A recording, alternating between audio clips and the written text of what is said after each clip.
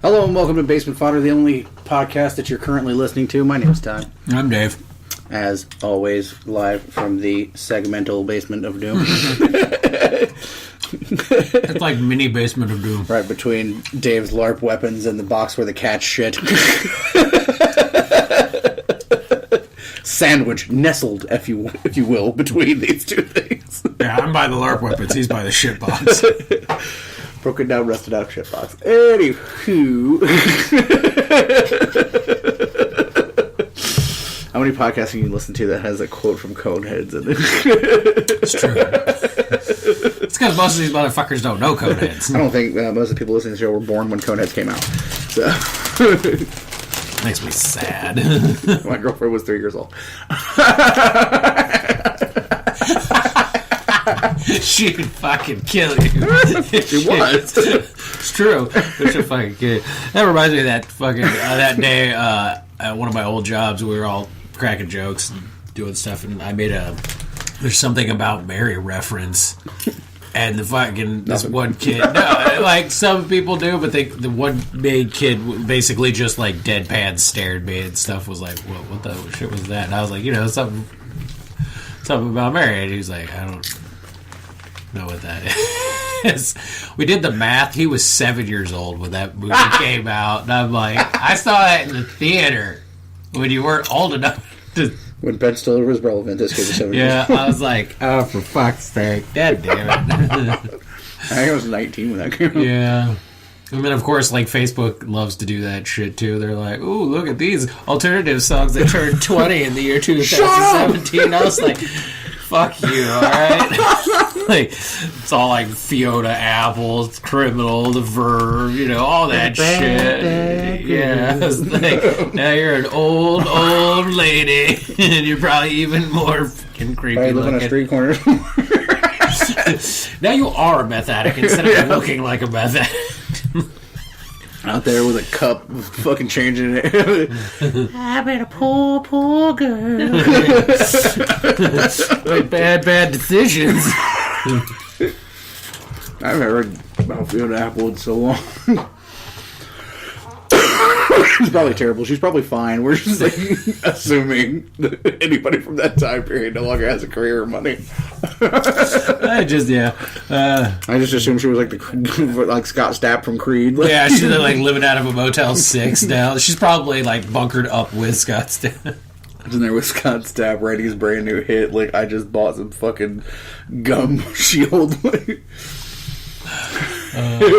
yeah. I bought some close-up to hold in my dentures. He's a bad boy. He hogged all my money. Like, oh god. That's just all bones and chin. Like, that's what that is. Anyway. So here's a ride of the segue. Yeah. Hey, you went to a concert recently, didn't you? Speaking of music. Yeah, this past Saturday I went up to Detroit to see... I'm sorry. Oh, dude. Okay, so I lucked out because... You went to the post-apocalyptic wasteland that is now It was, Detroit. because 75 South is completely destroyed. Really? Yeah, like, it's all shut down and completely tore up. Damn. Like... It looked like something out of, Snake Plissken would be like, shit, let's go. On the way into the concert, and Snake Plissken's out there fighting people. I mean, there were Red Wings fans there, so, I mean, it makes sense. I love all our Michigan fans. Sorry, Pat. Your team sucks. But, yeah, no, I guess it missed the football game, thank God. But right as we were getting there, people were fucking... Like, we thought they were Ohio State people because they were all in red, and then it turns out... Red Wings. Yeah, they were Red Wings because that game was going on across the street. And then we got to the Fillmore because that's where it was. And it was the hymn concert, this final... Whom? Whom? Him. Who? Yeah, that's right. Steve? Yeah. It was their final tour, so we got to see it. Man, the fucking line, though, was, I think, like 3 or 4 blocks long. You didn't have to buy tickets there, did you? No, we already had our tickets, so okay. we just sat in the car until all those like dumbass goth kids who were standing out there free. Dude, there was one motherfucker, I shit you not, in gym shorts, flip flops, and a t-shirt. I was like, "Well, you're obviously from the upper. 37 degrees. You're obviously from the Upper Peninsula of Michigan." Yeah, but yeah, it was actually, man, it was fucking windy and brisk up there. That's for sure. I can imagine. But we got in. It was really sweet. There was a nice surprise for me because CKY was one of the openers. And Man. I've always fucking wanted to see them. Talk about throwback. Yeah. So that was awesome and exciting. The band was really good. The venue was pretty awesome. I've never been to the Fillmore, and that was really, really sweet. It's very like... I'll have to show you the pictures of it. It's very like old school, like... opera-esque. I mean, we got really awesome seats, and we didn't have to stand. I got to sit the whole time. It was nice. It's like, you know, when you're that age, where you're like, I don't want to be the guy staying to get music. I just want to like sit in a chair and listen to my. This is on like the top of the list of why I don't go to concerts, because I have to fucking stand up the whole time. Some asshole in front of me after I paid $200 for seats. Yeah. I'm gonna stand up the whole fucking time. Oh no, we had that. We had some fucking like these two little like. One was a drunk bimbo, and then her friend was the pregnant chick. And I'm like, why the fuck are you at a him concert? You know that baby's they're like, oh, why? It's yours, Phil. No, it's not. But, man, they were pissing off the people in front of them, though. I think the one guy was just going to pour beer on the drunk bimbo. Because she kept doing selfies, like, holding beer and then flashing him from behind. I was like, the balcony's big enough. If you push her off, she'll probably die. Like, she can do it. Nothing will be more metal than if you kill the bimbo at the fucking him concert. Like, yes. Dude, that's so metal. Yeah. The opening band was called Three Teeth. It was interesting. It was like... Yeah, I know. Everybody I work with. Yeah, pretty much. No, they were very interesting because it was like if Maynard's stage presence was mixed with KMFDM's like vocals. Oh, wow. Yeah, the guy was really interesting. It was an interesting kind of goth-esque metal band. He had a nice little like, man, the crowd was just not like they liked the songs, but man, during the fucking songs they were just asleep the whole fucking time. Like, and he was like, afterwards when he was leaving, he's like, all right, you can all sleep through our fucking set, but you can't, better not through CKY and him. Like, fuck you guys. And I was like, it's nice to see the lead singer fucking like dick slap the fucking crowd, because it's like, you dicks. Well, apparently you hated us. So. Yeah, you fuckwads. But it was a good concert. I really enjoyed it. And then this weekend I get to go see Perfect Circle, so I'm excited for that. And Justice League. Yeah, but you're super jazzed. Yes. It'll be good times. I'm not a concert person, but I'm glad you got to go. Mm-hmm. It's I'm becoming more picky about my concert things these days, because it's just like, one, I don't want to get shot, and two, man, we had to go through metal. Like, they almost stripped us down. Like, I felt like I was going, like, it was the opening to, like, Dangerous Minds. Like, they were all, like, stripped down motherfuckers get through the... go over in the corner. Yeah. He also was begging for change. Yeah.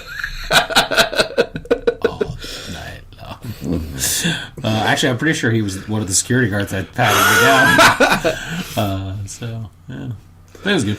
Oh, God.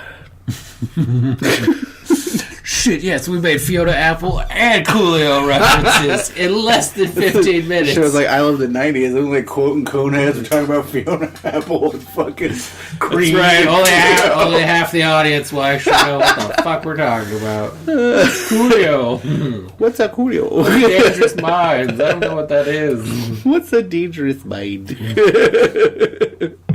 Are they gonna talk about dicks? You never know, motherfuckers. You never fucking know. It's hard to get away from, I tell you. Well, the odd thing enough is this is the second time we've recorded this show. Yeah.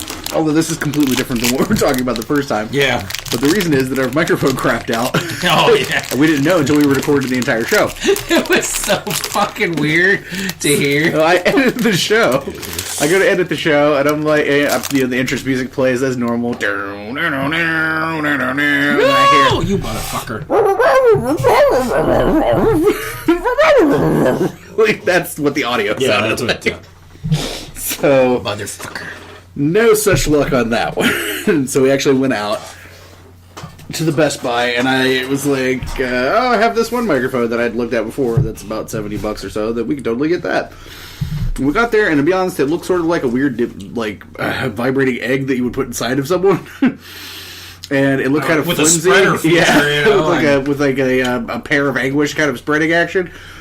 And it looked kind of like if we were to put it on the table down here and a cat came a little bit, then we ended up actually getting the Yeti Blackout from Blue.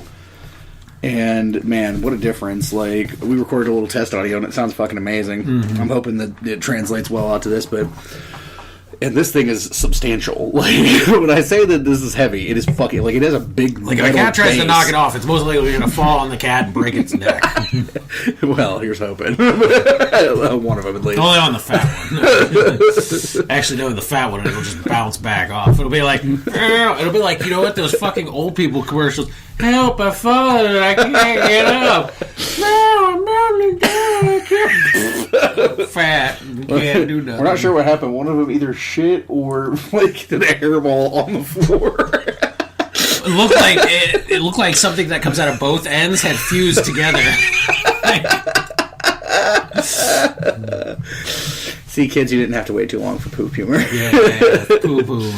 But now I'm really happy with the new microphone so far, and I'm glad to retire the old Snowball. That thing served us well, and I have to thank Michelle again because she gave that to us after it had served her as well. So that thing lasts. I'm sure it did serve Dave. Served her. Dave, how could you stoop to this level of ribald humor? Just wait till I see her. I'm going to rub the shit out of her butt. One day. She gave me a snowball. I'm going to give her a snowball. You realize a snowball is like spitting jizz into someone's mouth, right? That is. What's so the other one? You're going to blow a dude and then never mind. You slightly regret this now. No, I spit my own semen into hers. How did you get? Never mind. Right. Anyway. You gotta think this is something like Jay would say. We're gonna eat our shit and then Nick's eat our shit and their shit. This show got weirdly dirty. All you need to know is we're gonna rub Michelle's butt. That is, yeah, I would do that. I would definitely do that. And maybe even use my hand. Yeah. So, man, what about these horrible sexists in Hollywood, right?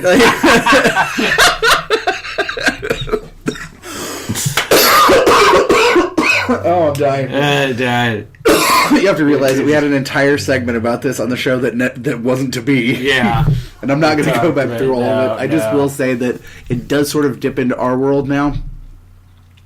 First of all, yeah, I'm not one to ever claim that I'm politically correct or anything like that one, but I can safely say, at least in, to my knowledge and the knowledge of anyone that I've ever known, that I've never actually harassed anyone. Yeah. Or made anyone feel appropriate. Now, there's a fine line, like, where does the flirting line end and the harassing line begin, or the inappropriate line begin? Because it's hard to tell sometimes these days, especially for old fucks like me. Dick pics. What if they're asked for, though? Well, I mean, if they're asked for, yes, but the unsolicited dick pic is usually the quantum line of where it begins. I post them in the Digital Nerdage chat thread sometimes. Pat does not like that. I did too, and then somebody who was running her mouth all of a sudden got so fucking quiet. That's right. Busting her out. It was Corey, no. We're talking about it was Pat. Pat was like, more dick. Oh, God. Oh, no more dick. No more dick. No more dick. We love you, El Jefe.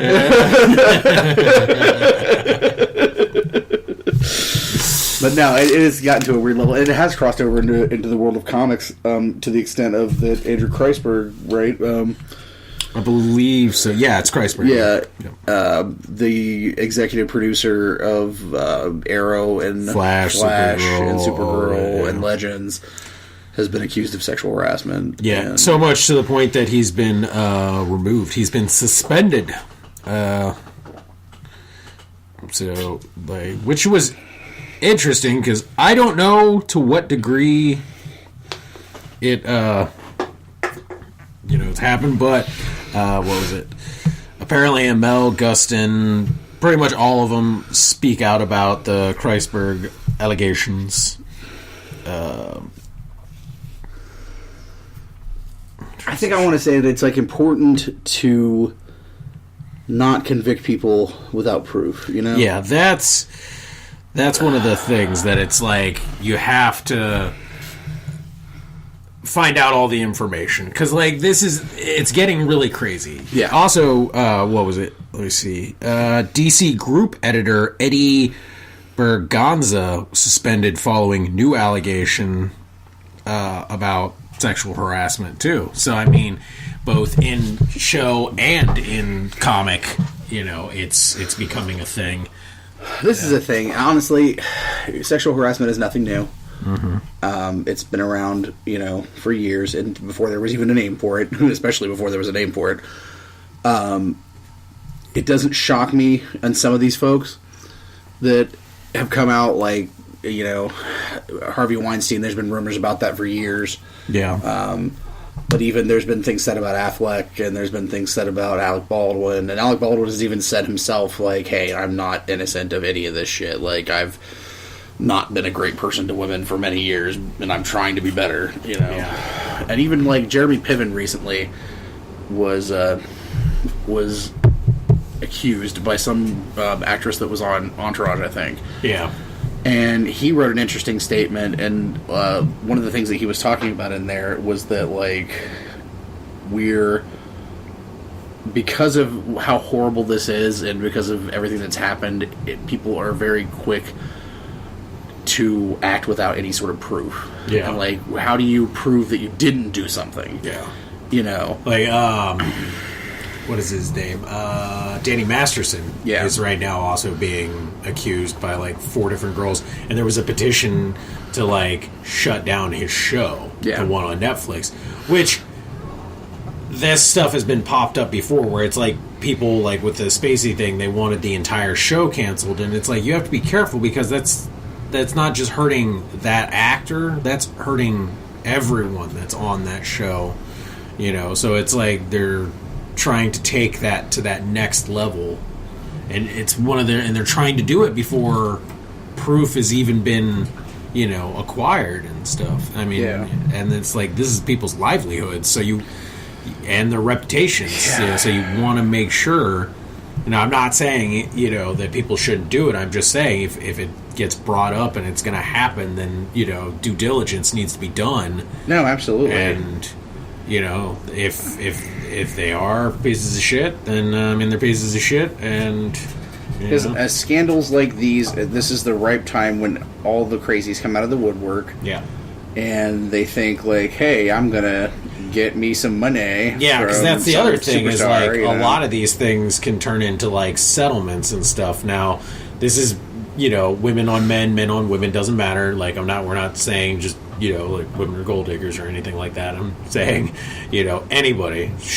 Little kids will go after Michael Jackson. We all saw it happen. I mean, come on. Yeah, they ain't that the fucking kid. I'm pretty sure there was like an Etch-a-Sketch fucking program of Michael Jackson's dick. Now every little kid's like, I know what his dick looks like. Dude, I tell you, Michael Jackson, we've talked about this before, but I do not, I don't know.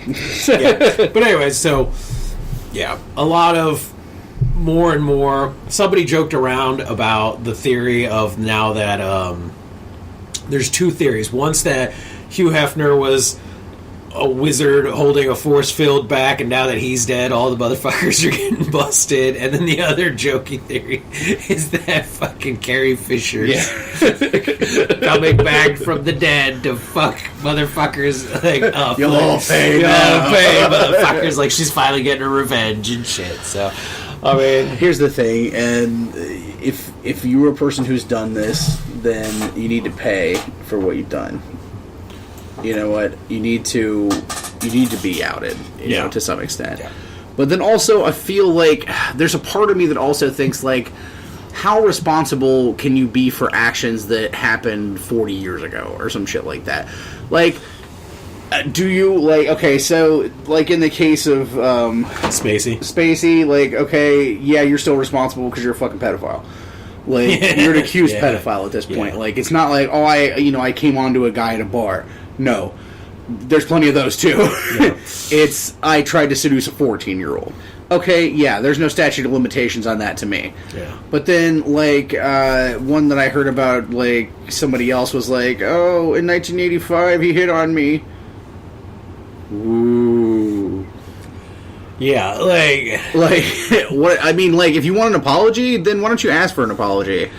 Like, instead of being like, I call TMZ and tell them that 35 years ago George Takei looked at my ass in a bathroom. Like... No, that's not a thing. Yeah. No one cares. Like, I don't know.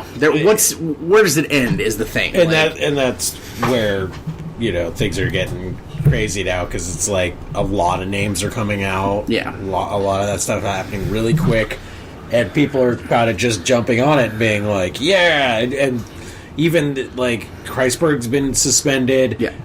The one editor-in-chief guy was suspended, kind of like pending investigation type things. And that's the thing, is like, no matter what, true or false, these people are going to suffer. Yes, because once this shit comes out, you can't put that genie back in the bottle. Yeah. And if it ends up not being true, it still damages their career. Yeah. Like, Kevin Spacey in the, like, obviously his are likely true. Yeah. And in the space of, like, less than a month, his career is basically over. Yeah. To the point where he's fired from his show. A movie that was coming out that was about to be released with him in it is not going to be released at all. Yeah. And then another movie that was about to come out that he's in, he's been completely taken out of and recast by another actor. Yeah. And they have to finish reshooting all the scenes that he was in before December 22nd for the release date. Wow. That's how serious they are about it. Yeah, that's crazy. Like, he was in the J. Paul Getty movie that was coming out, and he was the main character. And, goddamn,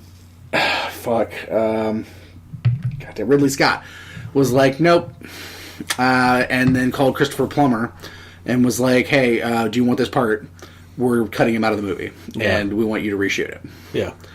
So, these people that have been accused of this, like, please God, don't execute these people before there's some kind of proof. Yeah. Corroboration is also proof. That's the thing. Like, yeah, there's no, like, video of Kevin Spacey grabbing a 14-year-old's wiener. But corroboration... we know of, he might. Well, there could be, shit. But, like, you know what I'm saying? Like, corroboration is proof, too. If more, multiple people are saying a similar story, then it's likely true. Yeah. But, like, one person randomly, making an accusation or whatever. Like, Richard Dreyfuss, there was a lady who worked with him on a show years ago, who she said and he said both that they've been friends for years. Mm-hmm. She came out and was like, he harassed me over a period of years and, like, wiggled his wiener at me or something like that. And he was like, I thought we were flirting. Like, he was like, I'm old, I didn't, know that what was happening. I thought it was like a mutual sort of, like, cat and mouse, flirt game or whatever. He was like, I feel like if at any point you would have told me it was anything less, then I would have stopped, but he's like, I feel terrible that you feel that way. We've been friends for a long time. Yeah. Like, it's just kind of like, where does it end? Like, what constitutes, and I say this from a place knowing that, like, and Dave knows this, and it's not like the most, super unembarrassing thing to talk about, but I've been sexually harassed by a woman before, which is strange, a large man. And I think that often, like, men get laughed at when we say that we've been harassed. Or I was going to say, the Lanities eyed you down like a fucking steak. Like, I am a beautiful steak. No, she wants to lather you up, baby. When I was a manager at Walmart, there was an employee that was under my charge that was constantly hounding me and showing up places. And keep in mind, this is a very tiny girl, like, somebody who you wouldn't think would be imposing in any way. But I can say from experience that it is frightening to have someone interested in you at a level that you have no reciprocation for, and that you think creepy shit may go down. And that's the thing, I mean... I've been to that level. That level of escalation is... where you're, like, laying there and you feel like one day you're going to open your eyes and that person's going to be, like, looming over you. Misery going to be style. down there holding your schwanz, like, when you wake up. Yeah. Fucking in the background, somebody's playing, I always feel like somebody's watching me. I mean, at the time, I was in my early 20s, and this lady was at least 15 years older than me, and married with children. Wow, you got fucking creeped on by the older one. And, like, married with children, and, like, I'm a dirty talking guy, and I'll make, like, you know, sexy jokes or whatever, but the stuff that she would say to me would, like, make... you know, you blush. Like, well, now. Well. And it was aggressive. It was very aggressive, and it was unwanted. And you're like, whoa, okay. And so, trust me when I say I have been there, and I know what it's like. And I got a lot of fucking shit for it. Yeah. Like, I got laughed at, but then I also was lucky enough that it got done in front of a lot of other people. And they're like, this is making us uncomfortable. Yeah, and then, like, you know, it was easier to handle the situation because of that. But, I mean, when I first, you know, told people about it, I got laughed at. Because when you're a guy, it's supposed to be, you know, it's the double standard. Yeah. Like, guys don't get harassed, or guys can't get raped or beaten or anything like that because they're guys. Fuck you. That's not how that works. Like, whatever. But, yeah, it's a fucked up situation. And I hope that these things about Kreisberg aren't true. Like, I don't know. No one has come out and said anything publicly about it. Yeah. And there's a lot of female stars on those shows. And even the ones that have come out to talk about things haven't really condemned or anything. Or confirmed. It's because, again, they're like, we don't know, so, I mean... So, yeah, I don't know. But... It's in severe danger of turning into a witch hunt. And turning into, you know, McCarthyism and shit. And it has to have... McCarthyism! Yeah, speaking of a show full of references that our audience doesn't understand. Oh, yes! Oh, God. Google it. Yeah, no, it is. It's a slippery slope, and it's...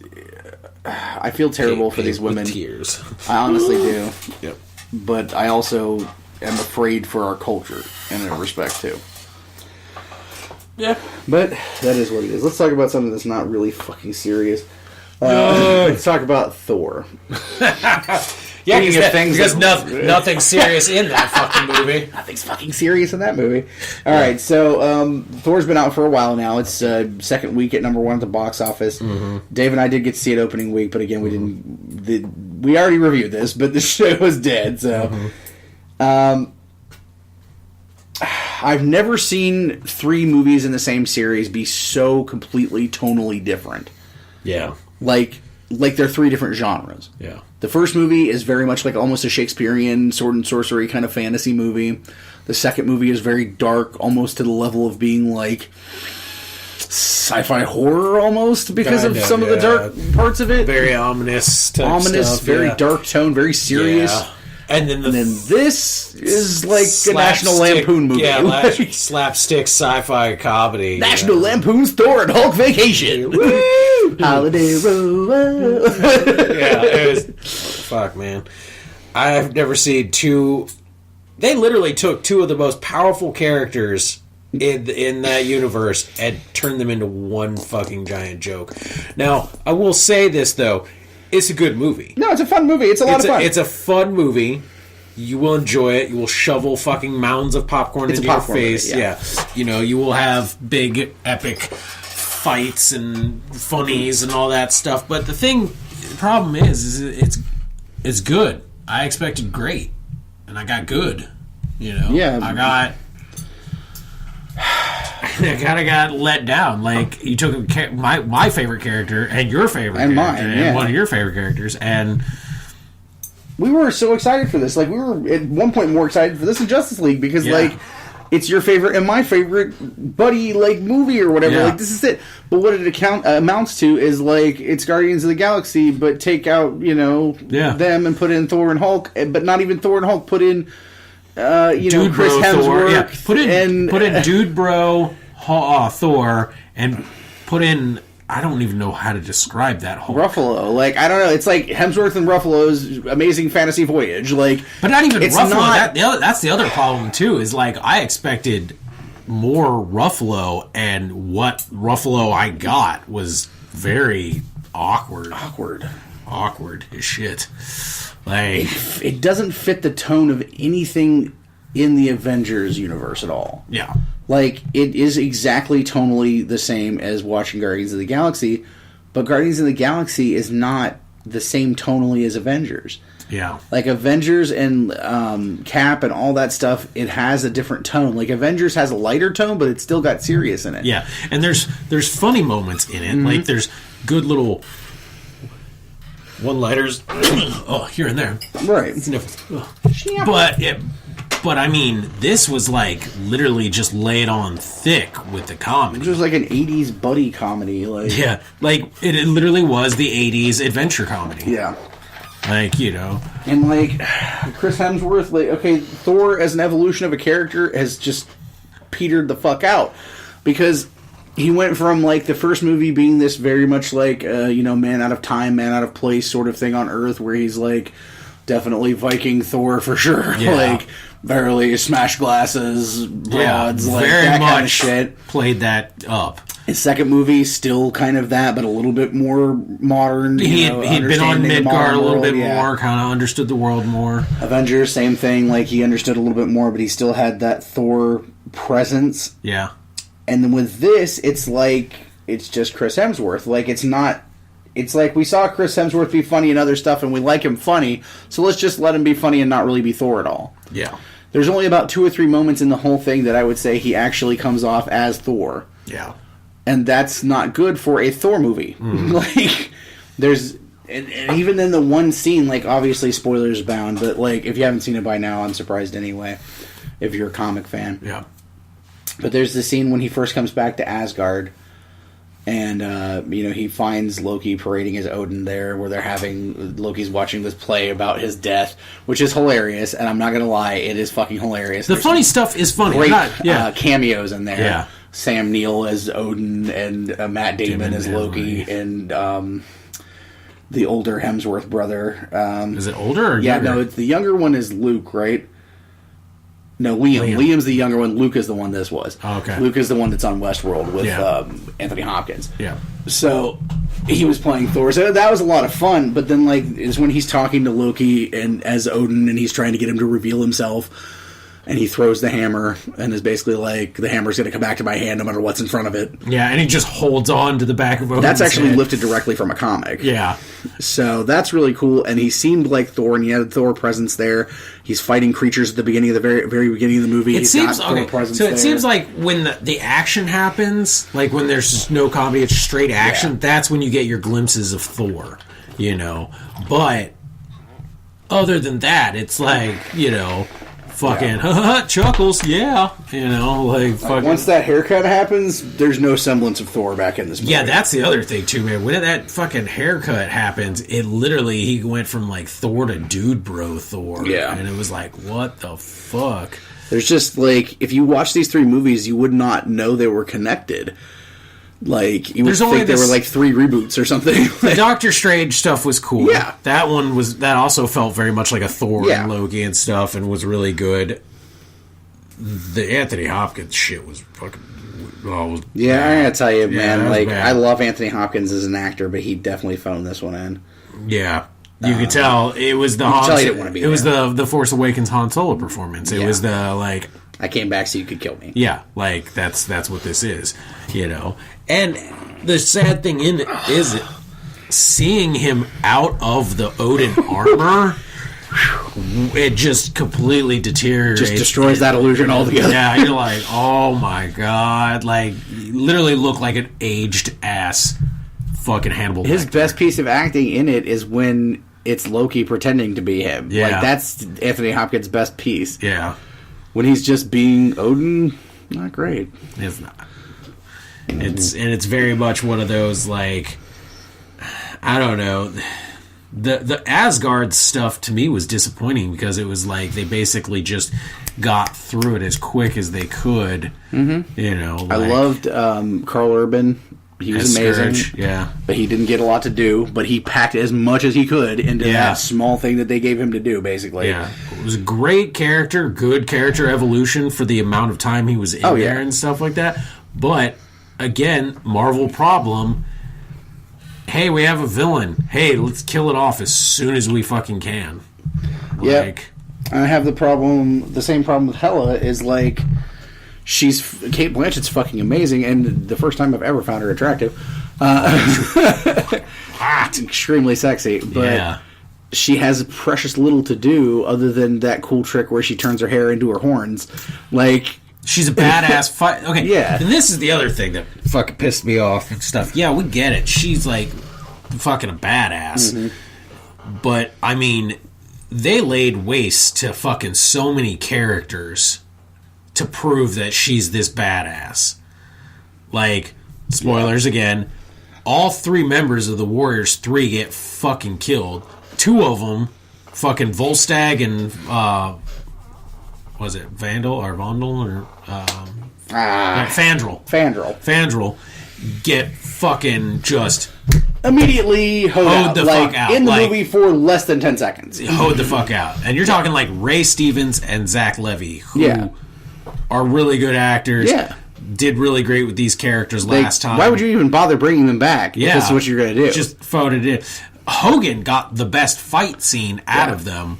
Was a badass, and then just gets fucking murked. Yeah. Like, I mean, I'm hoping that they filmed additional scenes with them or something, and they just got cut. Because if I were Zach Levi and Ray Stevens, I wouldn't come back for that shit. Yeah. Well, I'd have been like, Zach Levi's suck my dick. now Shazam. Yeah, so. but I would have been like, suck my dick. That's an insult. I'm not like, coming back for that shit. Like, oh, you're contracted to do this many movies. I was like, that wasn't even doing a movie. No. Sif wasn't even in it. No, and it wasn't even mentioned. No. Like, even fucking Natalie Portman got mentioned. Mm-hmm. Jane got fucking mentioned, which was bullshit. And that's another thing. Like, no Stellan Skarsgård, no Kat Dennings, no... Nope, that whole little fucking thing is gone. With no other explanation other than he got dumped. Yeah. Which, again, turned into... The weird thing was, like, there was this level of, like, competitive arrogance about Thor. And, like, yeah, he's...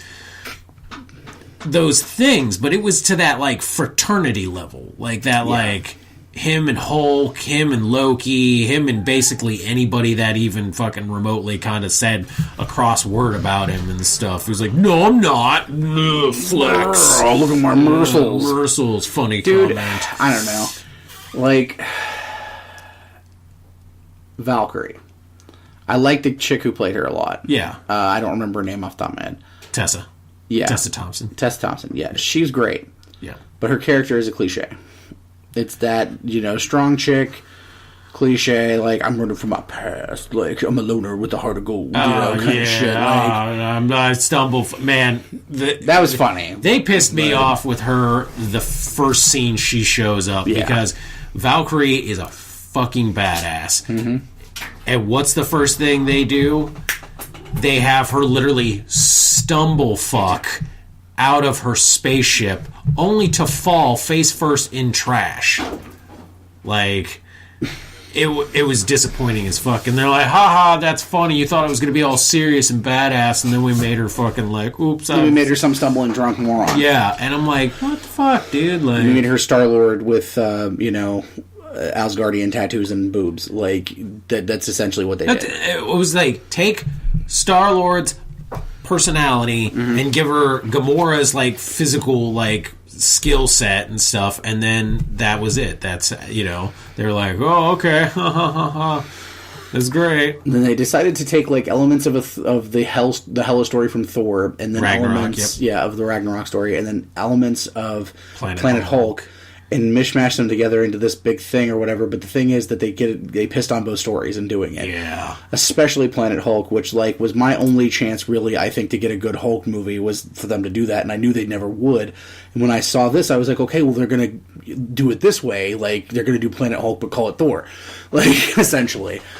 And yeah. But there's elements. There's characters from it. There's you're on the planet. Yeah. And you have... three, because there is a cameo sculpture of Beta Ray Bill. Yeah, Beta Ray Bill, yeah. But literally you get 2 characters from Planet Hulk, and one of them they royally fuck it up so bad. Like, so let's talk about Korg. God. Korg is voiced by the guy who directed the movie. He's associated with Flight of the Conchords, which we're both huge fans of. There's a place for that. It wasn't here. Yeah. This character, though and again I have to keep saying this, it was funny, but it was disappointing. Yeah. Because as funny as it is, It's not the character. It's not the character. No.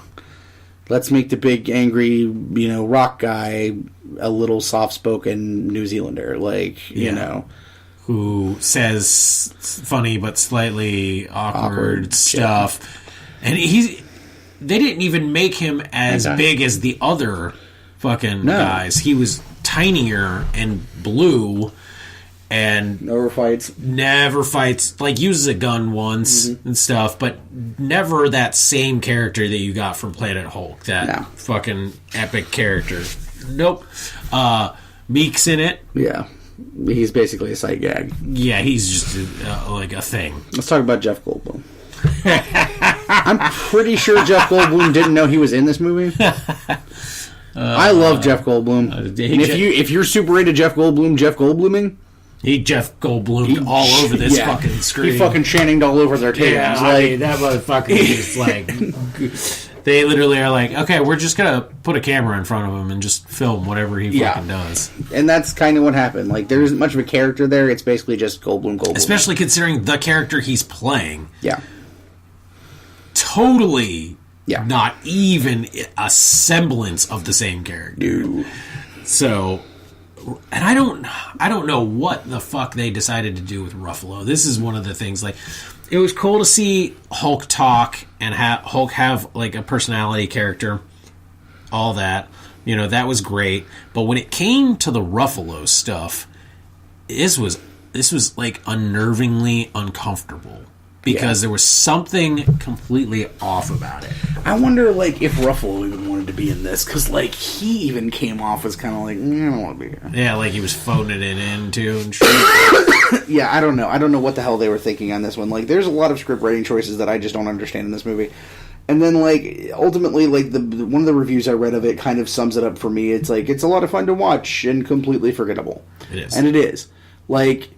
It's like, with Guardians of the Galaxy, it's like, I loved watching it, but then, like, can I go back and pick out a lot of specific moments that I thought were great?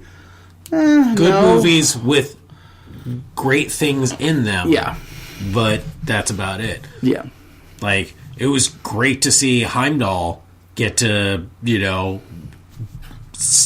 do cool things as a god and get to be a badass and fight, not in armor, not standing there just like, I stand here. But again, kind of completely useless for even being in it. Yeah, because, like, it suffers from that same problem that Civil War did, is it felt like two different movies. Yeah. Like, the stuff that was happening with Heimdall and the stuff that was happening with Hela felt like a different movie than the shit that was happening with Hulk and the shit was happening with, quote-unquote, Thor.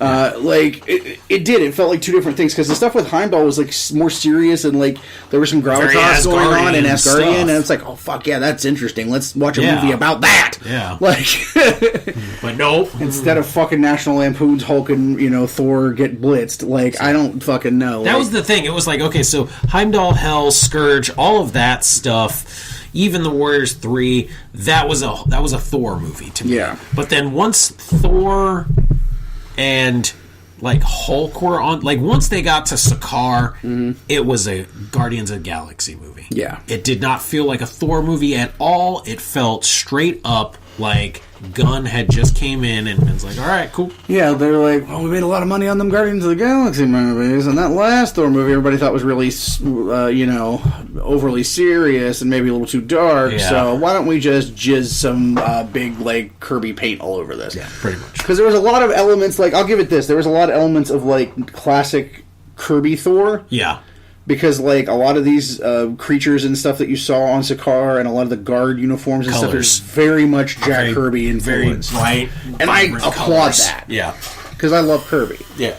But I don't know, it's just tonally, it's all over the place, and it isn't anything like the other ones, and it doesn't fit with the Avengers movies at all. It fits. And that's what they even said. The guy even said that it basically was kind of supposed to have no real fucking connection to the other stuff. Like, it was kind of like, they were just like, oh, we're really kind of doing it. So, like, should you see the movie? Yes. Yeah. I mean, if you like Marvel movies in general... Will you enjoy it because it is the Marvel formula? It's the new Marvel formula, the Gunn formula. Will you enjoy it? Yes. Will you say you loved it? I don't know. No, probably not. And will you say, like, hey, I need to go see that, like, 5 more times? Yeah. No, probably not. Like, when it comes out on DVD, I probably watch it again. I mean, I'll buy it because it's Thor. I want to see the deleted scenes and see what they took out. Yeah. But honestly, out of that whole experience, I think I was more excited seeing the preview for Black Panther. Like, that looked like really a badass movie. That looks like a serious movie. Yeah, which I'm surprised because I really give no fucks about that character, at least in the comics. But they've actually showed me a trailer that I'm intrigued now. So I'm willing to go see it. I'm of two minds. I've always thought T'Challa was an interesting character, but I never thought they wrote a story that I gave a shit about. No, they did. He's a fascinating character, and Wakanda is a fascinating place. Except for when him and Storm. Yeah. That's what it got interesting. But that's also, like, right, towards the end. So I'm very excited to see that one. Man, we've gone 45 minutes. I didn't realize that. I wanted to address a couple things. I'm going to save the last thing for last, but we want to talk about Hotshot. Yeah. We talked about this a little bit last week. That we had Hotshot number 9 and we hadn't read it yet. We finally did get to read it. Watson, I want to apologize because we were behind. And we had a lot of shit going on. We've had a lot of shit going on. And with the new schedule, it's... Also, too, we kind of had to wait because he gave it to us. It didn't come out until November. Yeah, so it's like... We could look at it, we could read it, but we weren't able to say anything about it, so now... But now that we are... motherfuckers. We read it this morning, and what was your take on Hotshot number 9? It was good. I enjoyed it. I don't know. For me, I would say it felt like a transition issue. Mm-hmm. Kind of... I wouldn't say there was a lot of heavy story progression. There was some interesting stuff in the beginning, mm-hmm. and then there was some, like, a day in the life of Ike montaging and stuff. And Victor Dandridge is a very white man. What the hell happened there, Watson? Like, all right, who did your colors? Why is he a grunge, shaggy-looking white guy? He looks like Zach De La Roche from fucking Rage Against the Machine. Like, we're trying to say about Vic here. I don't know. Rage Against the Comics? I don't know what's fucking going on here. We have enough controversy about changing characters' ethnicities, Mike? Come on. Are you whitewashing Victor Dandridge? Like, what the shit, man? JFab was interesting. I don't know how that costume functions. Watson, I'm just saying, it's a lot of spirit gum to hold that boob cups up, man. The face mask. I don't understand how that even happens. Like, the moment she goes to say something, she just... I assume it's like the questions, kind of, like, where it's, sealed on, like, all over, but it just looks like a tear. Oh, okay. Well, I remember the Justice League cartoon when the Question took off his mask, it was like all the way back here. It was like second skin almost, and he just sort of like did the thing and it came off. Yeah. I imagine hers is similar to that. I mean, it's possible. Maybe they second skinned the rest of the outfit on her too. It's like, shit. You even fucking like... Maybe it's a symbiote. JFab's the symbiote. Oh no. Watson does love Spider-Man. I splooked the Spider-Man shit.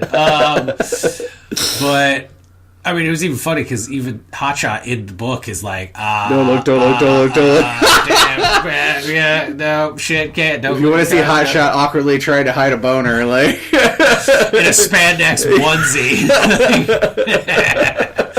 Probably interesting. I mean, and that was cool, but it was quick. It wasn't long. It wasn't like some epic thing. It was just kind of come in, do the thing. It was a good, quick little like debut character introduction. Yeah. Let's not focus a lot on it. I wondered like who the villain she was fighting was because I don't think he got a name or anything. Yeah, no, he did. It was it was like Freight Train. Oh, I didn't see that. Yeah. My bad. Well, sorry. Too busy staring at the artwork. No. But then there was more Mike doing Mike stuff, and then you get to where it finally starts to pick back up more on some story stuff. Like, there's a little bit as far as, like, getting talked about. Yeah. But then, like, once it starts getting towards, like, vigilance stuff is more where, there's... the story kind of progresses. Yeah, that actually was the part of the book I enjoyed the most. Yeah. Because the moral implications of vigilance killing Void and Mike's reaction as Hotshot was something that I really enjoyed when it happened, and then I wanted since then to go back to it and to see like how she processed it.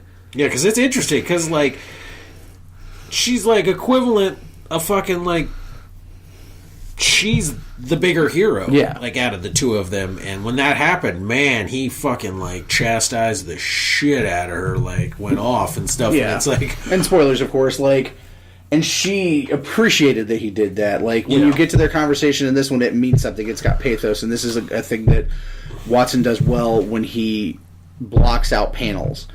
Is that he has a great concept of like cinematic feel. And the scene blocks well. It frames her face well when she's thinking, and like her emotions easily come across. And I think that that's something a lot of times that books lack.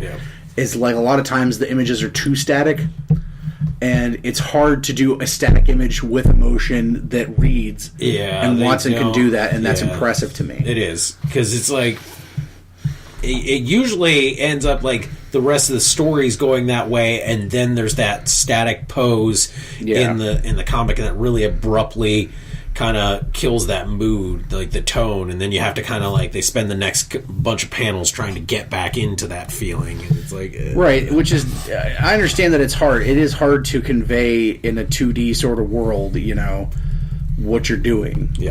Because, like, how do you convey emotions in, like, two panels? If anything, Mike has conveyed in 2D artwork how much he loves Chipotle. Oh, fucking Christ's sake, Watson. Like, I have never seen more Chipotle charging fuck, man. These people should be paid. Like, publicity. Because I have never seen a motherfucker, like, I don't even think Deadpool eats that many chimichangas compared to fucking Hotshot's obsession with fucking Chipotle and shit. Like, motherfucker's all about it. Like, the beginning of the book, I love.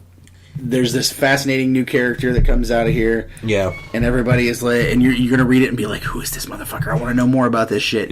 Fuck, it's already over. Move on to something else. Like, because that's the thing. When you have, like, you know, a book that only has so many issues and you've only got to progress so much, like, it always leaves you wanting more. And that's what I can say about every issue of Hotshot that I've ever read, or anything that Watson's done, or Victor, or any of these guys, is that I want more. Like, I read an issue of Hotshot and I'm like pissed that there's not another one. Like, what the fucking fuck? Yeah. And this is partially just me too, because I swear, like, a lot of times I wait until shows are completely over before I watch them, so I can just watch them all in a row. Oh yeah, I'm the same way. Like, I at least need to have at least 3 seasons before I'll even think about it. Or like I like those one season wonders sometimes, because I'm like, well, at least I know it was only 12 episodes to watch.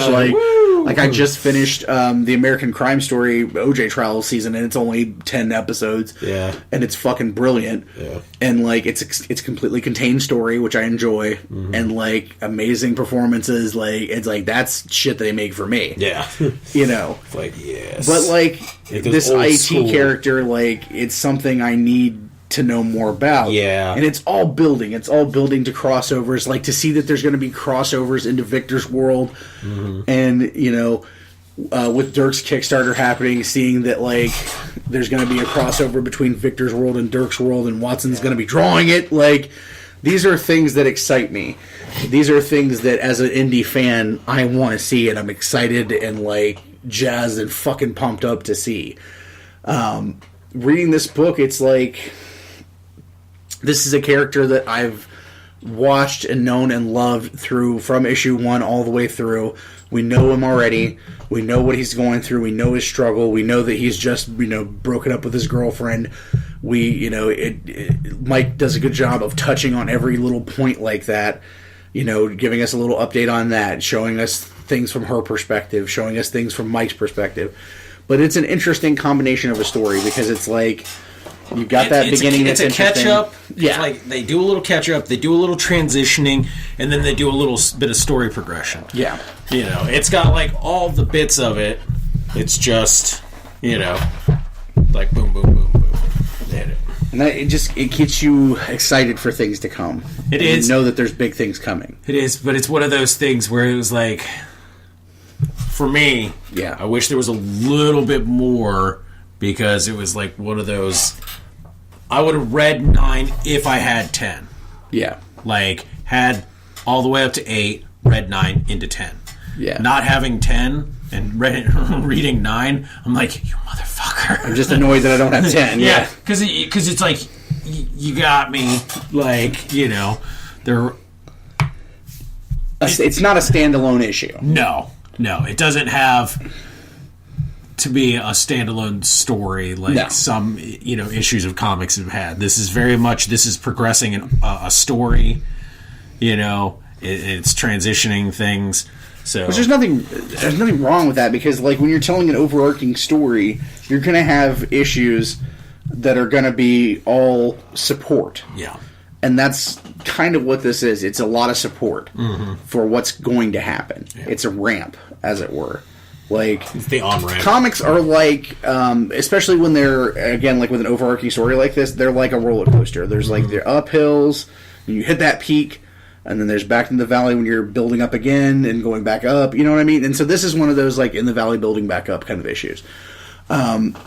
My favorite thing about it, actually, and this kind of is because I'm a Superman nerd, is okay, this is a major spoiler, and so like if you don't want to hear this, then skip about 3 minutes ahead.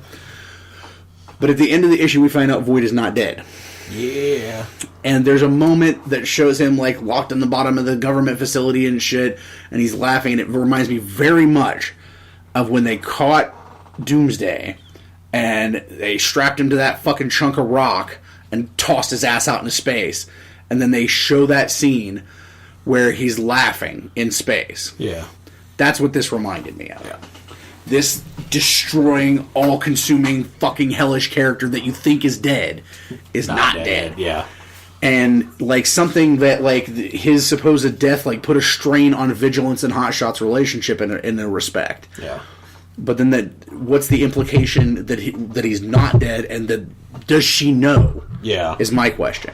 Yeah. Because I don't think that she does. No. This is just me personally. I have no insight on this whatsoever. Yeah, no. It would seem like it, because, like, the way she's talking is one of those, you know, those senses of, like, yeah, I did cross the line and I need you to be there to be, like, you know, I don't think she would have said those things if it was like, no, I really didn't cross the line, because he ain't fucking dead. No, because I think, like, Vigilance, as amazing and powerful as she is, she's still naive to some extent, because she's not a person that grew up in this world. Yeah. So there's still a naivete to her, and I think she trusts, you know, the government a little bit more than she maybe should at this point. It's like that run with, like, Supergirl, where Lex was her boyfriend, Lex Luthor 2. Like, well, that, and it was like more where she had grown up on Krypton, like, to a certain extent, so that, like, where Clark knows how the real world, you know, the Earth world is, she's very much like, I know how it is on Krypton. There's a mirror there. Yeah. There's a mirror there.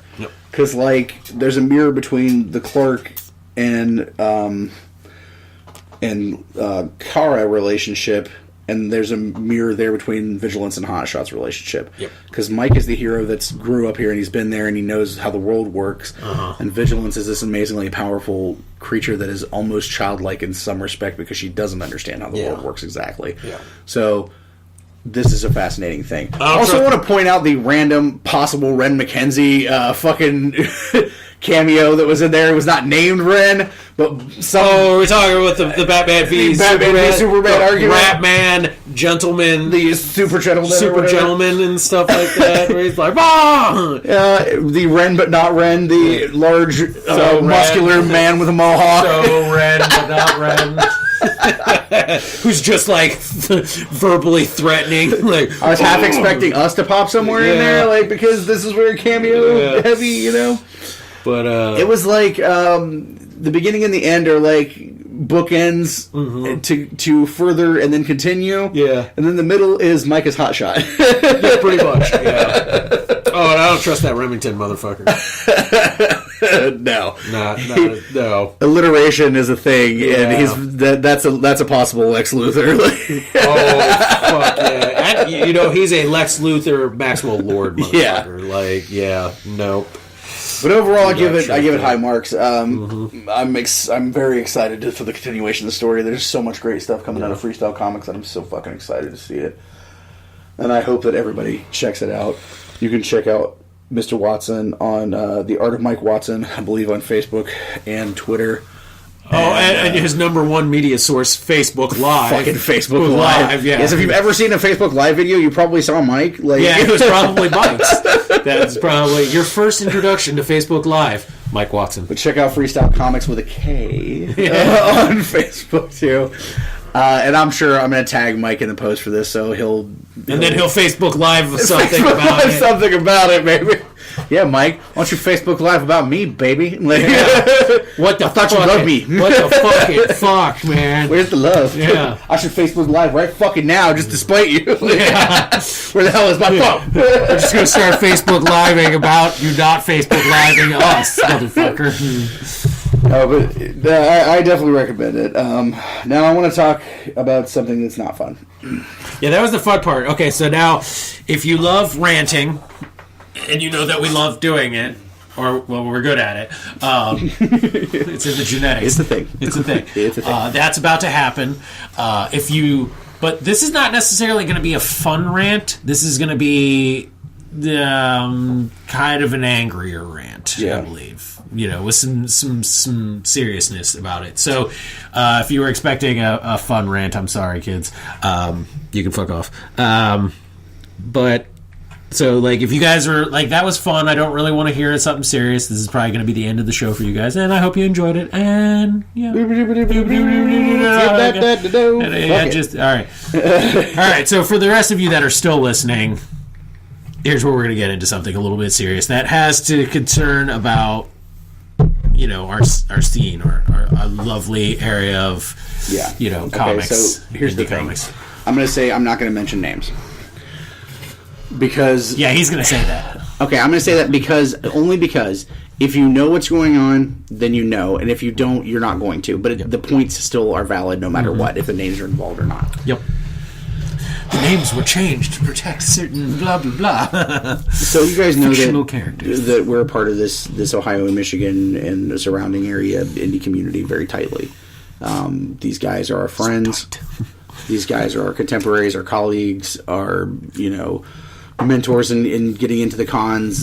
These guys mean a lot to us, and it makes me really angry when I see hypocrisy and when I see bullshit that I need to call bullshit. So here's the thing. Bullshit. A friend of ours who has been doing a comic for a long time, let me say that I liked the comic. And I've supported it. I've been a heavy supporter of it. Active, heavy supporter, monetarily as well. And I've done things. I've done Kickstarter videos. I've, interviewed this person about it. He has a thing where he does a lot of risque covers for the book when they do the Kickstarter campaigns.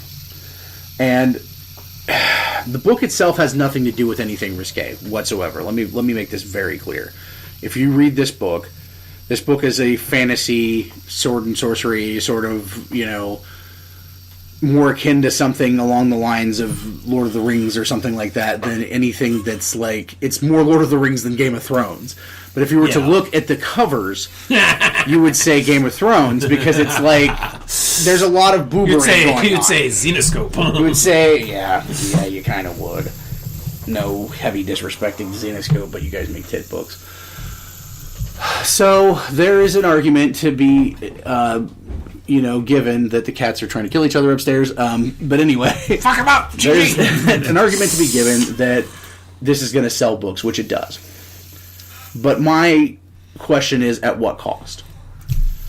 And it feeds into something that happened recently. A few weeks ago, our friend, he made a post about someone had come to him in the industry and basically said that the only reason your books sell is because of boobs. And accused him of kind of being a pornographer and some other things. Yeah. And I felt genuinely bad for him, and I do. Because it was somebody he respected. Yeah. And it's unfortunate, but I feel like he and I have had these conversations. Oh, yeah. And I have personally... He and I have had these conversations. And he and Dave have had these conversations, and we've expressed our thoughts on this many times personally, so I'm not going to say anything here that I haven't said or wouldn't say to him. No. And I'm sure he's going to listen to this at some point. And he's, you know what? I'm going to be honest with you. You're my friend, and I hope that you don't take it badly. But, you know, if you feel like, you know, we're saying something that is unfair to you or that is hurtful or whatever, I'm sorry for that, but I'm just going to be honest about this because I can't keep my mouth shut about it any longer. It's becoming a divisive thing within our community, and Dave and I have to talk about things that are important to this community. Yeah, especially like the way in which it's escalated. Like this could have not gone down the road it's gone down, but it has. So, you know, it's going to get talked about. So, after, you know, just a few weeks after making a post about, I'm serious about the book, and the book is not about boobs, and I'm, you know, sad that someone would think that it's about that. New promotion started for the new Kickstarter, and one of the first images that popped up on my Facebook feed is two half-naked women rubbing their boobs together and staring lustfully at each other. Yeah. Which I would guarantee, because I've read every single other piece of the book, has nothing to do with anything inside the book. Yeah. First of all, my biggest problem with this is it's bait and switch. Yeah. Because if I'm walking into a comic book store and I pick up this comic book that has these two, lesbitronic girls... No, this wouldn't even be sold. Well, you know what I'm saying, though. But yeah. If I walk into a comic book store and I see two lesbitronic women on the cover of something like a fucking Zenescope book, you know, staring at each other's nipples all lustfully and shit, I'm going to think, hey, this is a spank book. Yeah. And I'm going to pick it up, and then if I pick up that book and I start reading it, I'm going to be disappointed that this is not what I looked for. Yeah. Not disappointed because I don't like the book or whatever, there's something wrong with the story. Disappointed because this isn't the spank book that I thought it was. Yeah. So my question is it worth the sales if they're not buying it for the right reason? Yeah. If they're not buying it because they're interested in your characters and they're interested in the strength of the story and where the things are going, if they're buying it because you've got pretty painted titties on the cover... At what cost? Then, to me, you know what that equals? That equals somebody puts that in a board in a bag, and that goes up on a wall or in a collection. And it never gets read. It never gets read. It just looks at that cover. And it's a damn shame. Because I know you well enough, sir, and I'm speaking directly to you now. I know you well enough to know that this is a story that means everything to you. Yeah. That you've cultivated since you were a child. Yep. And if that is the case, then I tell you that you're disrespecting yourself right now by doing this. And I understand that you want to get books sold. And if you were to come out and tell me this is exactly why you do that, then I would be like, okay, whatever. I get it. But at least, okay, if you're going to do that, then own up to it. Own up to it. Like, don't... And this is what always got me, was because in the beginning, there was a very much like a, no... I'm not going to go down that road, or I'm not going to, I don't want to do that. Like, I want my stuff to stand on its own. And then what really ticked me off was that you hired pretty much a pornographer. Oh, no, a legitimate pornographer. And when I say this, I mean, if you look up who's doing these covers and you go to that person's website, this piece of shit, literally, all he does is make some of the most gratuitous, disgusting, offensive, sexist shit that I've ever seen in my life. He will take characters and actresses, and I'm not going to deny this motherfucker is super talented. No, he's insanely talented. That's what pisses me off. Yeah, motherfucker is insanely talented, but I would not call him an artist because of what he does. He's a pornographer. And he basically takes actresses and draws them in the most realist of ways. Like, I mean, it is basically almost portrait, the way he draws them, but then draws them in positions and outfits and proportions that I would honestly be surprised if these actresses ever found these things. He would get his ass suit off. Yeah. Because of, like, likeness shit or whatever. But I mean, there are ones where it's like their shit is just all, and I mean, the anatomic detail is ridiculous. Yeah, you never thought you would see, the wrinkles on the Baroness's chuck hole until you saw this guy's that picture. tutorial picture. Yeah, where she was God. fucking. I was like, Evangeline Lilly needs to know about the fact that I can basically count the fucking crotch fibers, in her fucking no special spot. God damn it! God damn. You thought fucking Tolkien was mad at fucking Peter Jackson? Shit. See that? Yeah, Nothing yet. Like, God damn. So. Anyway, this came out, and one of our female creator colleagues, quite rightly, could not take it anymore. Read it, and I truly believe, only having read just the post, anything else was completely gone. But having read that was done in the most heartfelt and professionalist way I could imagine it being done. Yes. And it seemed like it came from a place of hey, we're friends, but dude, this is what you're doing. Someone needs to tell you. Yeah. And that did not. And I'm going to tell you, to her, someone already has. We have. Yeah. And it didn't matter. Yep. I understand that you, as a struggling artist or as a struggling writer, you have to make decisions to make money, to sell a book. And I understand that, especially when this is part of your livelihood. And I can't judge anyone for trying to maximize the amount of money that they're going to make off a book. No. But you need to be real about it. Yeah. And you need to own up to the fact that this is what you're doing. You can't trade on porn and then act as if that you're surprised that people would say that you do. Yeah, I'm offended. I can't imagine that you would be surprised. Yeah. Because this is what you're doing. Yeah. And I hope, if you're listening to this, because you're my friend and I do care about you, that you take this as a wake-up call and to understand that this is not just one person's opinion that's out there in this. This is your friends telling you, hey,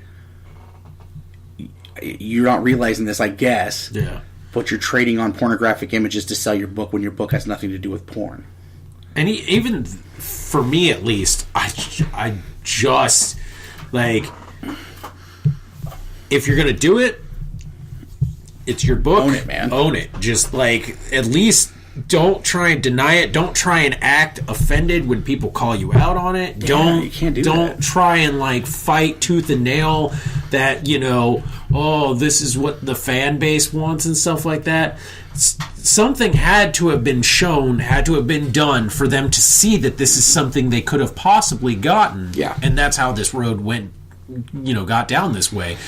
So, at least, if you're going to do it, you got to take the good with the bad. You got to understand that this is going to happen and just be like, hey, it's what I got to do to sell my books.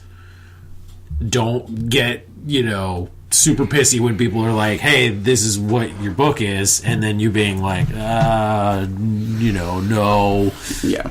don't pick on me type thing. The thing is, take this as it really is. Take this as advice from someone who's in the same business as you, who faces the same struggles, who's out there starting to sell books too, and that does not go that route. You don't have to go that route. I feel like that would be something akin to Dave and I, taking on a kid's sponsor or something. You know what I mean? That would be finally selling the boudoir. Well, no, because that is what we are. We are fucking raunchy and weird and disturbing. That's completely within. True. That would be That's us, true. putting out plush dolls of ourselves or whatever, and saying, "Hey, kids, come and listen to the Basement Fodder podcast. We're all about McDonald's and fun and happy friendliness." Oh God, no! No, remember when that old lady grabbed one of our cards? Yes, that's a fucking prime example of that. If we're at a show, because there is a thing, we do the game at the shows, and it does attract a lot of children. Yep. And my thought process on that is I have to pay for tables. Yeah. And I will never lie about that's why it gets done. Plus, it's just fun and it's something to do, and it pays for lunch. Yeah. But every kid that walks up there, their parents is going to get a card, or their adult friend's going to get a card. Yeah. And hell, half the time at this point, adults are what play the game. Yeah. But we will tell everyone that walks up there with a child, if you take one of those cards, hey, this show's not for kids. Yeah, this is not for kids. Just so you know, Yeah. I've never ever advertised us as anything other than we are. Nope. Own what you are, man. I honestly feel like this, and it sucks because there's so many indie books out there that don't get recognition, that don't get anything. But I know how much money it costs to do these covers. Yeah. And if you would take that money and invest it into the interior of the book, it's probably going to be a lot more successful in the long run. That's just my thought. Now, criticism is difficult. Yeah.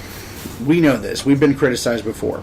Oh, yeah. Sometimes I take the high road. Sometimes I tell people to go fuck themselves in Macy's window. Which I still think is the high road. Yeah. Because the low road is where we go, like, how many people want to kick some ass, and I just start kicking motherfuckers in the dick. We've talked about this before, where, like, there's a local person who runs a local show that I have a lot of respect for, that I have no respect for the person anymore because of the shit that they said about us. Yeah. And the criticism that we got was unwarranted. But we're a show that talks about porn conventions and, you know, weird things and farts and dicks and shit like that. I can take it.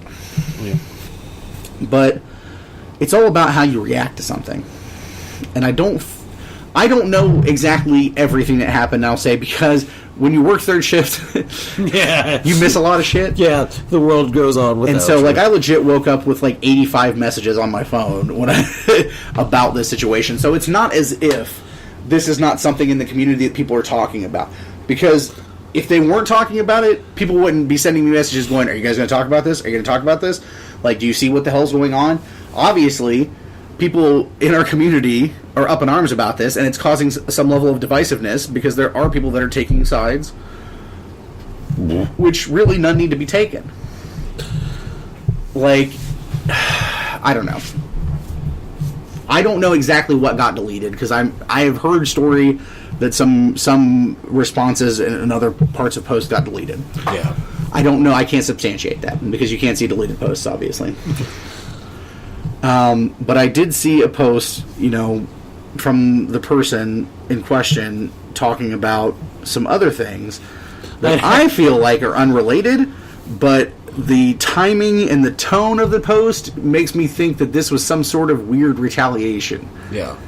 And in the climate we're currently in, you can't use things that happened in your past of a objectionable nature when it comes to abuse of a sexual variety as a distraction to take people's eyes off of a controversy in your book. No. It's not okay. I know that these things that he was talking about are true because he's told me about them before. Mm-hmm. And it's horrible that it happened. It's like no one will ever condemn you for something like that. No one should. I truly feel bad that shit happened, and I hope those slime balls. But those two things have nothing to do with each other. You can't use one to deflect the other. No. Or you use it as almost as a way to be like, this allows me to do that. Or type of thing. The way it came off. Now, again, I will say that it did not directly say anything in the post about it, but the timing of it and the tone led me to believe this. So if I'm wrong, then I'm wrong. But it almost came off to me as if saying, I was abused, so therefore you can't accuse me of being a pornographer. Yeah. And I disagree with that heavily. And the post that started all this, our friend's response to the pornographic cover had no mention whatsoever of anything about abuse in it. Yeah. It was just a, hey, man. Yeah. Kind of thing. You know, like, you've been saying, you know, this isn't who you are and what you do, but this is what you do. And there's some respect to me that hates to be vague about this shit. But then also it's like I said, if you know what's going on, then you know what we're talking about. If you don't, then it's just a bunch of vagary. And I'm sorry for the people that live in, like, fucking Outer Mongolia. Yeah, what the shit is like, going on? What the dick talking about? Like, hey, I warned you guys. You should have stopped listening a while ago. Are they going to talk about boobs again? No. But no, seriously, in all seriousness, show accountability for what you do. if you're a guy that writes books that are about scary monsters, then be the guy who writes books about scary monsters. If you're the two guys who, do a podcast about comics and boobs and shit, be those guys.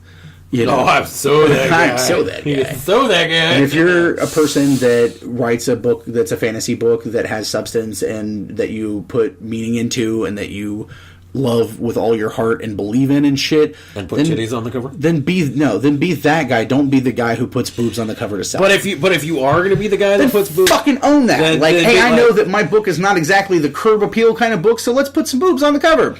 Yeah, because kinky fantasy does sell. I mean, that is a true thing. But then don't expect those people that buy that book to be reading it.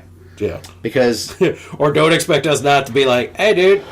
You sell a titty book. Yeah, well, I'm not trying to burst your bubble or anything because you're my friend, and I do honestly, you're my friend, and I consider you, like a brother. But, I'm not going to lie to you and tell you that these people that are buying this book because of these covers are reading it, because I would almost damn near bet my life that a large percentage of them are not reading it.